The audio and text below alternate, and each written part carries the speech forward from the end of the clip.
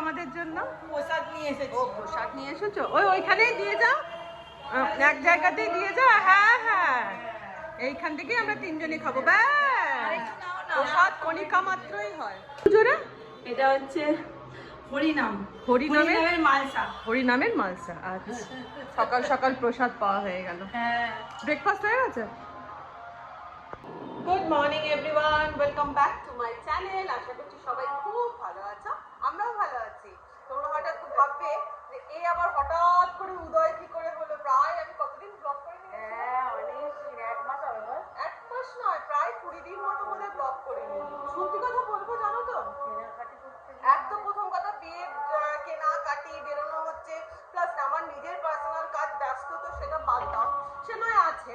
কিন্তু তার সাথে একটা কথা বলি, আমার না কি হয় বলতো, যেহেতু আমার প্রচন্ড কম ভিউ, খুব হালকা ভিউ, পরিষ্কার কথা বলছি, সেজন্য না এক এক সময় কি হয় বলতো, এনার্জিটা লস হয়ে যায়।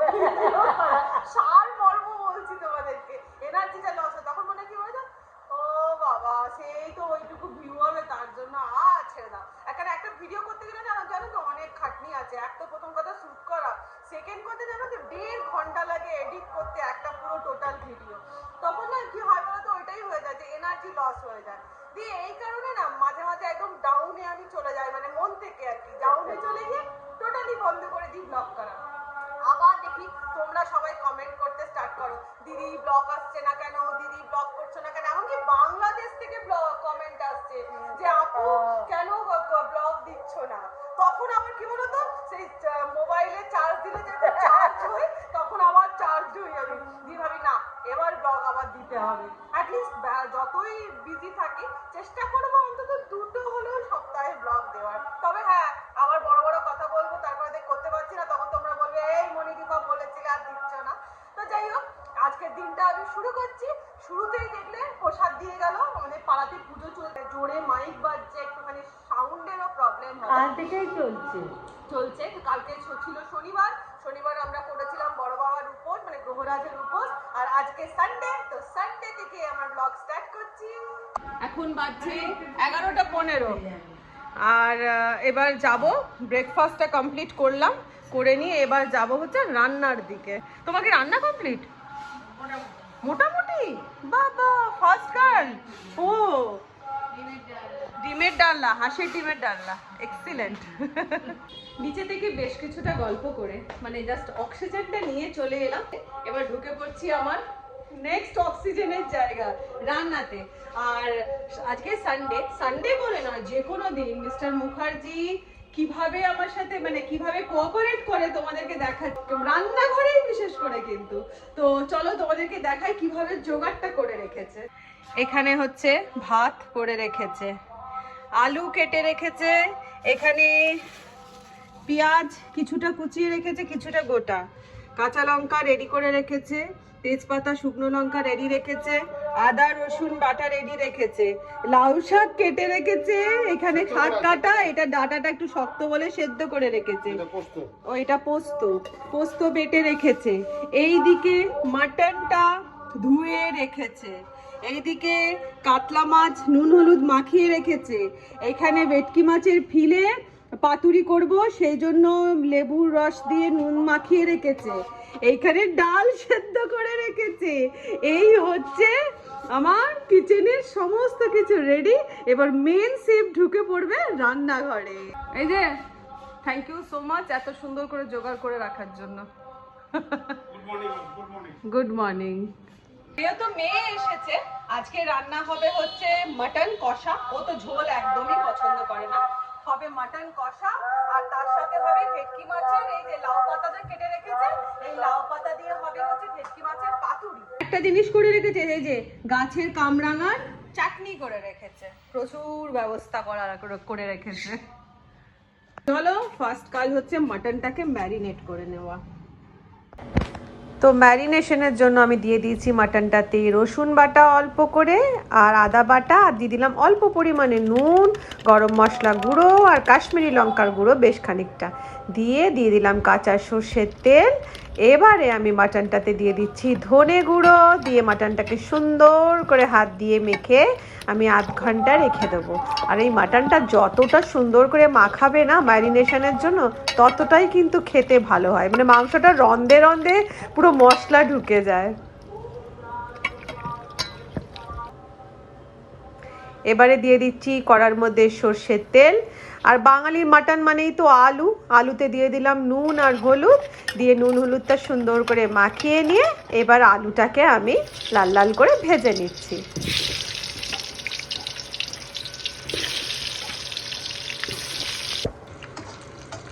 আলুটা সুন্দর করে লাল করে ভাজা হয়ে গেছে।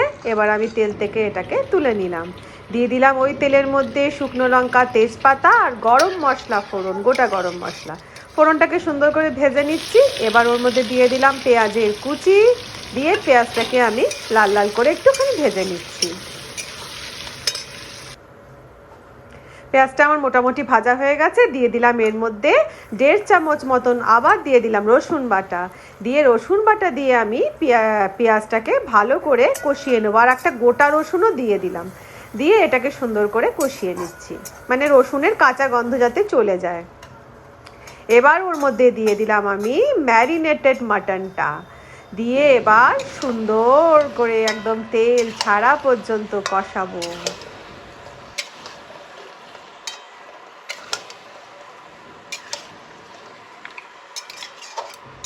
এবার আমি এর মধ্যে দিয়ে দিলাম হলুদের গুঁড়ো পরিমাণ মতো, আর দিয়ে দিচ্ছি এর মধ্যে বেশ খানিকটা কাশ্মীরি লঙ্কার গুঁড়ো,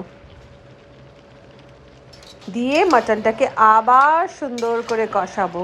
মাটন মানেই হচ্ছে শুধু কষিয়ে যাও আর কষিয়ে যাও, তবেই তো খেতে ভালো হবে। মাটনটা আমার প্রায় 50% কষানো হয়ে গেছে। দিয়ে দিলাম গোলমরিচের গুঁড়ো।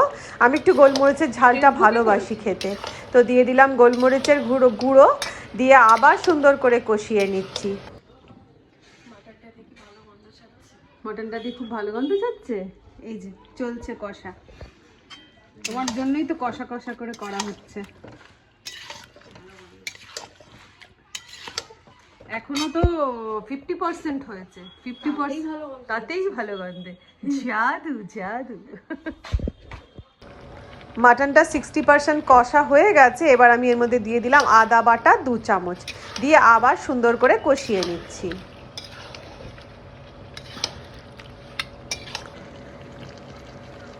এবার আমি এর মধ্যে দিয়ে দিচ্ছি পরিমাণ মতো নুন আর অল্প একটুখানি লঙ্কার গুঁড়ো। আমি লঙ্কার গুঁড়োর ঝালটা একটু কম দিই। মাটনটা কষিয়ে নিয়ে এবার যখন বেশ ভালো করে তেল ছেড়ে গেছে, দিয়ে দিলাম প্রায় 2 চামচ মতন টক দই। এবার টক দই দিয়ে আবার সুন্দর করে মাটনটাকে কষিয়ে নেব। রং দেখো, আর মানে কি বলবো, গন্ধ তো মেয়ের মুখে শুনেই নিলে, আর রংটাও ভীষণ সুন্দর হয়েছে।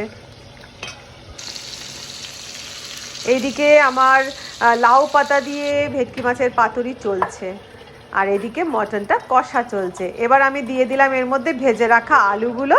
ব্যাস, এবার আলুগুলো দিয়ে সুন্দর করে কষিয়ে নিয়ে আলুগুলো যখন সেদ্ধ হয়ে যাবে, দিয়ে দেবো বাটা গরম মশলা। ব্যাস, আমাদের মটন কষা রেডি হয়ে যাবে।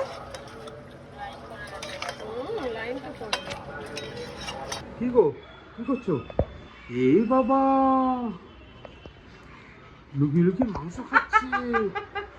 মাংস খাইনি, চর্বি, মাটনের চর্বিটা খাচ্ছি। তোমার তো মাটন চর্বি খাওয়া উচিত না, উচিত না জানি, কিন্তু আমি না রান্না করতে করতে মাটন, আমি মুখার্জি বাবুকে বলে দিই মাটনটা নেওয়ার পরে চর্বি অল্প একটুখানি নিয়ে আসবে আলাদা করে, আমি না মাটনটা কষা হয়ে গেলে একটু দুটো একটা চর্বি তুলে আগে খেয়ে প্রাণকে ঠান্ডা করি।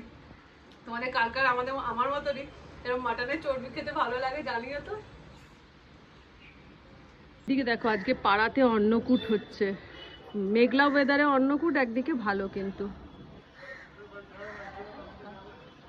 হ্যাঁ বাবা তোরাতে ক্যামেরা দেখে তো একদম মাথা মাঝে যে ভূত, আর বন্ধুদেরকেও বলে দিচ্ছি মাথায় মাঝে মাঝে কি হয় ব্লগ করা বন্ধ করে দেয়। বলো তোমাদের সবার ভালো লাগে কিনা আমাদের ব্লগ?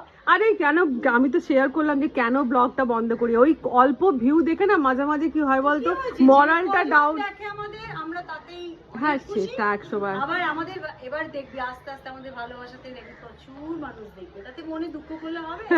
ভালো সবাই বাসে আমাদেরকে, আর এই জন্য মরালটা ডাউন হয়ে যায়। না, তুই কোথায় যাচ্ছিস? ক্লাস আছে তো, গানের ক্লাস? তোর প্র্যাকটিস রয়েছে। ও প্র্যাকটিস রয়েছে, একদিন গান শোনাবি, অনেকদিন তোর গান শুনিনি। হ্যাঁ কুকুরের ভিড় সব যাচ্ছে দেখেছিস? আগে তুই কুর্তিটা কোথা থেকে নিয়েছিস বল? কুর্তিটা মিশো থেকে।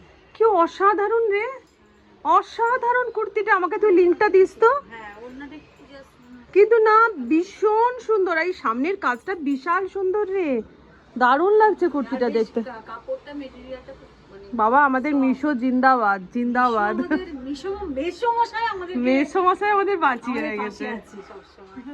এই যে অন্নকূটের লাইন দিয়ে যাচ্ছে সবাই, ছিলাম আজকের দিনে তো মনে হয় একটু বসে বসে এইসব এইসব দেখি। ক্লাসে তো অত জোগাড় তোমাদেরকে দেখালাম, সকালে ছিল, এখন প্রায় বেজে গেছে 12:30। আমার সব রান্না কমপ্লিট হয়ে গেছে, তো চলো এবার দেখাই কি কি রান্নাটা করলাম। গরমা গরম ভাত, যদিও এটা মুখার্জি বাবু করে রেখে দিয়েছিল। আচ্ছা এখানে রয়েছে আমার লাউ পাতায় পাতুরি, ও এটা যে কি স্বাদ হয়, সেই স্বাদ বলে না, সেই স্বাদের হয়। আচ্ছা এখানে হচ্ছে এটা কালকের একটু কলমি শাক ভাজা ছিল, এটাকে রেখে দিলাম। এখানে রয়েছে মেজদি ভাই দিল 1 পিস হাঁসের ডিমের ডালনা, এটা একটা হলো। এখানে রয়েছে এই যে মুখার্জি বাবু করেছে কামরাঙার চাটনিটা, হয়ে গেল। এইখানে রয়েছে কাতলা মাছের একদম পোস্ত দিয়ে, কাঁচা লঙ্কা দিয়ে, পোস্ত টমেটো দিয়ে ঝাল। এখানে রয়েছে কালো জিরে কাঁচা লঙ্কা ফোড়ন দিয়ে পাতলা করে মুসুর ডাল। আর রয়েছে এখানে আমাদের মাটন। এই যে মাটনটা না যতক্ষণ না খেতে বসে আমি না কি করি বল, আচ্ছা মাটনটা উপর থেকে আমি একটু গরম মশলা বাটাও দিলাম। আর যতক্ষণ না সবাই খেতে বসছি আমরা, ততক্ষণ কি করি বলো তো, আমি না মাটনটাকে গ্যাসের মধ্যেই বসিয়ে রাখি। এতে কি হয়, বেশ গরম খাবার সময় গরম গরম মাটনটা পাওয়া যায়। আর মাটন দেখবে গরম গরম না খেলে ঠিক যেন মজা আসে না। তো ট্রাই করে দেখো কিন্তু আমার মতন, আমার স্টাইলের মাটন কষা। দিয়ে দিয়েছি মেয়েকে খেতে, প্রায় বেজে গেছে 2:10। কেমন হয়েছে? অসাধারণ। আমার মেয়ে একদম কষা মাংস ভালোবাসে, ঝোল মাংস নয়।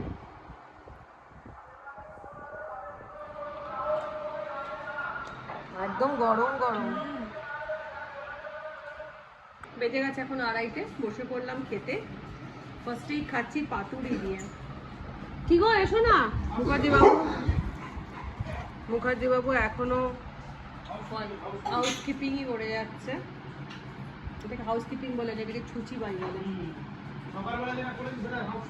যেটা সকালবেলা করেছো সেটা আমি সবাইকে দেখিয়েছি। যেটা ভালো কাজ করেছে সেটা আমি দেখিয়েছি, যেটা খারাপ কাজ করেছে সেটাও তো বলতে হবে। জলের বাই রান্নাঘরে, শুধু রান্নাঘর পরিষ্কার করাটা আবার কি কাজ? লাউ পাতা দিয়ে পাতুরি, কাঁচা লঙ্কাটাকে ডলে নিয়ে,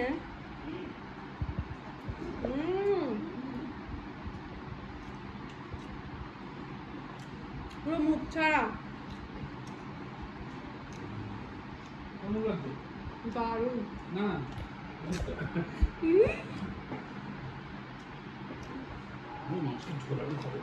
প্লিজ তোমরা ওকে একটু ইগনোর করো, কারণ ও খালি গায়ে খালি গায়ে বসেছে গরমে বলে, আমি তো র্যাম্পে হাঁটতে আসিনি, তো আমি খেতে বসছি। ওই জন্য ইগনোর। আমি তো র্যাম্পে হাঁটতে আসিনি, আমি খেতে এসেছি।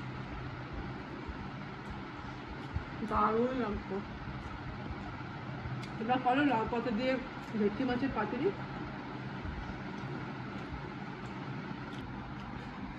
এই যে কষা মাংস,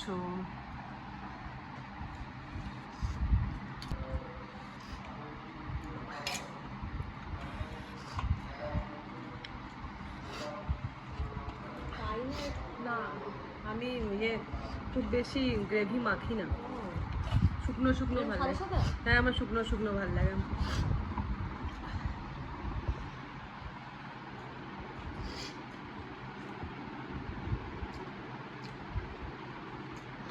এটা হচ্ছে পারফেক্ট কষা মাংস।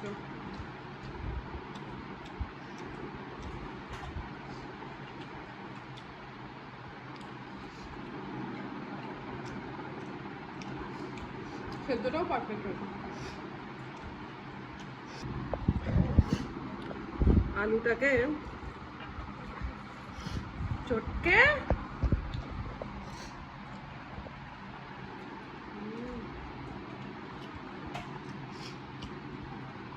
এভাবে করলাম, একবার তোমরা ট্রাই করো এভাবে কষা মাংস, আর কমেন্টে আমাকে জানিও যে কেমন লেগেছে।